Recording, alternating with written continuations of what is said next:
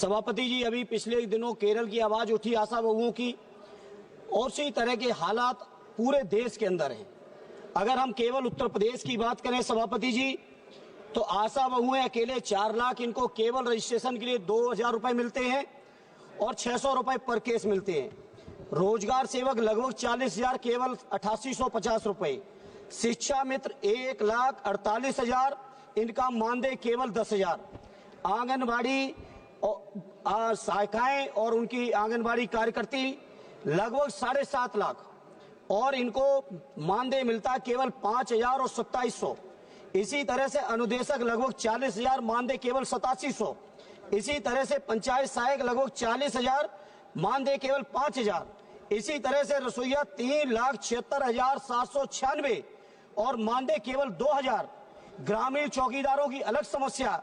सभापति जी, मैं आपके माध्यम से केंद्र की सरकार जिसने लगातार वादे किए रोजगार देने के, लगातार भाषण चलते हैं 5वीं अर्थव्यवस्था के, आखिर ये अर्थव्यवस्था, आखिर ये इतना जो देश के अंदर संपन्नता, जो डंका बजा रहे हैं बीजेपी के लोग, जो बातें करते हैं बड़ी बड़ी, जो बातें करते हैं डबल इंजन की, जो बातें करते हैं दुनिया में सबसे बेहतर इकोनॉमी की। मैं पूछना चाहता हूं, अकेले उत्तर प्रदेश के अंदर लगभग 18 लाख कर्मचारियों का ये हाल है।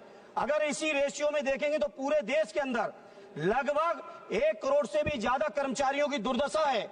और साथ ही साथ सभापति जी, आश्चर्य इस बात का है, इसमें कहीं भी बाबा साहब भीमराव।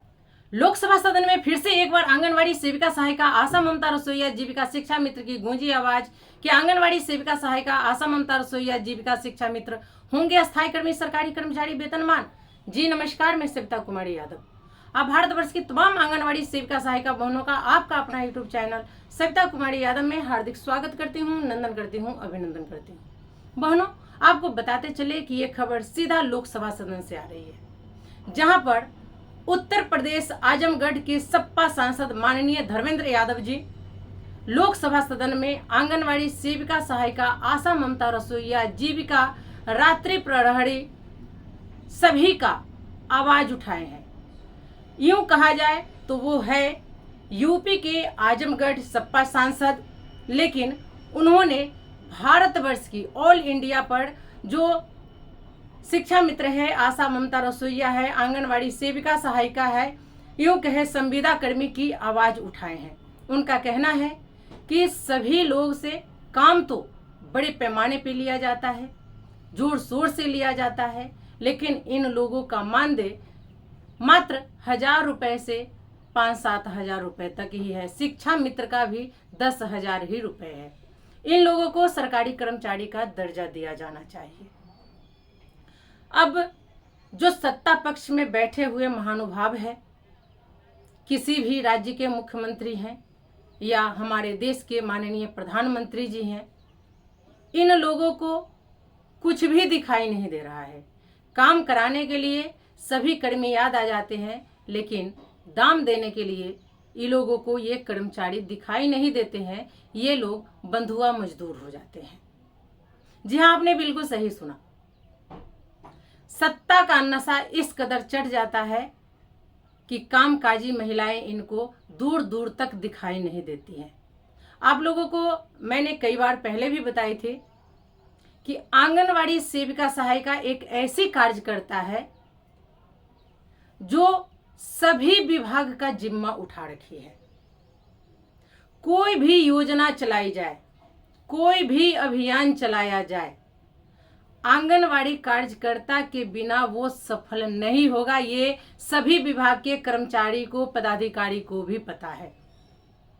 लेकिन पदाधिकारी भी अब जाकर किसी भी मंच से आप लोगों की वाहवाही लूटने का काम करते हैं, लुटाने का काम करते हैं कि नहीं आंगनवाड़ी सेविका अच्छा काम करती है। लेकिन जहां आपकी मानदेय की बात हो, सरकारी कर्मचारी की दर्जा की बात हो, वहां पर ये लोग भी अपने मुंह को सी लेते हैं। तो चलिए, बातों को ज्यादा लंबा न खींचते हुए, इधर उधर की बातें किए बिना आप लोगों को सीधा लेकर चलती हूं लोकसभा सदन, जहां पर उत्तर प्रदेश के आजमगढ़ सपा सांसद माननीय धर्मेंद्र यादव जी आंगनवाड़ी सेविका सहायिका आशा ममता रसोईया जीविका शिक्षा मित्र के बारे में क्या आवाज उठाए हैं, आप लोगों को सुनाती हूँ। श्री धर्मेंद्र यादव जी। बहुत बहुत धन्यवाद सभापति जी। सभापति जी, आज आपके माध्यम से देश की सरकार के सामने और देश के साथ साथ कई प्रांतों की सरकारों के भी सामने समाज के उन सबसे ज्यादा मजबूर लोगों की आवाज उठाना चाहता हूं, जिनको हम लोग संविदा कर्मियों के नाम से जानते हैं। सभापति जी, अभी पिछले दिनों केरल की आवाज उठी आशा बहुओं की, और इसी तरह के हालात पूरे देश के अंदर हैं।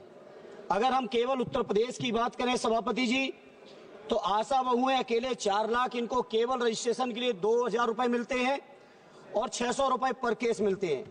रोजगार सेवक लगभग 40,000 केवल 8850 रुपए। शिक्षा मित्र 1,48,000 इनका मानदेय केवल 10,000। आंगनबाड़ी सहायिकाएं और उनकी आंगनबाड़ी कार्यकर्ती लगभग 7.5 लाख और इनको मानदेय मिलता है केवल 5,000 और 2700। इसी तरह से अनुदेशक लगभग 40,000, मानदेय केवल 8700।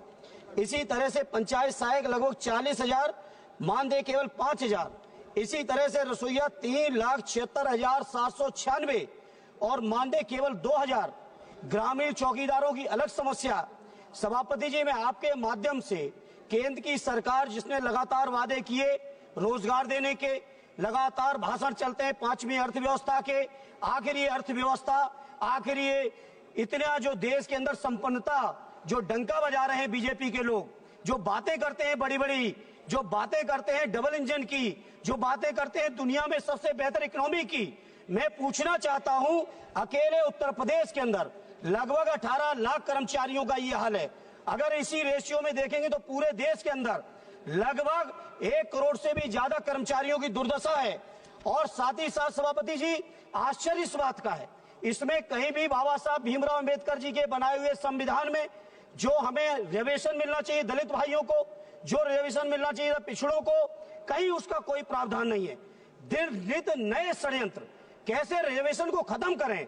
रिजर्वेशन अगर सीधे खत्म नहीं कर पा रहे हैं तो आउटसोर्सिंग के माध्यम से खत्म कर दें। आउटसोर्सिंग कर्मचारियों का इतना शोषण हो रहा है सभापति जी कि मनचाही एजेंसियां हायर हो रही हैं। वो एजेंसियां अगर 10,000 रुपए सरकार पेमेंट करती है तो 3,000 से ज्यादा पेमेंट कर्मचारियों तक नहीं जाता है। सभापति 1 मिनट लेंगे बस, बहुत महत्वपूर्ण सभापति जी। इसलिए आपके माध्यम से मेरी मांग है, इन तमाम संविदा कर्मचारियों को सरकारी कर्मचारियों को दर्जा मिले, इन कर्मचारियों की भर्ती में आरक्षण हो, इन कर्मचारियों की भर्ती के लिए जो सुविधाएं हैं उनके कल्याण की, परिवार की ईपीएफ से लेके तमाम सुविधाएं, वो सुविधाएं मिलनी चाहिए। सभापति जी, इस बात से आप सोचिए, अकेले उत्तर प्रदेश के अंदर 1500 से ज्यादा शिक्षा मित्रों ने आत्महत्या की है। बैठे रक्षा मंत्री जी। तो आप लोगों ने देखा, ये है उत्तर प्रदेश के आजमगढ़ सपा सांसद माननीय धर्मेंद्र यादव जी, जो लोकसभा सदन में आंगनवाड़ी सेविका सहायिका आशा ममता रसोईया जीविका शिक्षा मित्र की आवाज उठा रहे हैं। ये ही नहीं, लोकसभा सदन हो, राज्यसभा सदन हो या विधानसभा सदन हो, हर जगह सत्ता पक्ष के द्वारा भी और विपक्ष के नेताओं के द्वारा भी आप लोगों की आवाज उठाई जा रही है।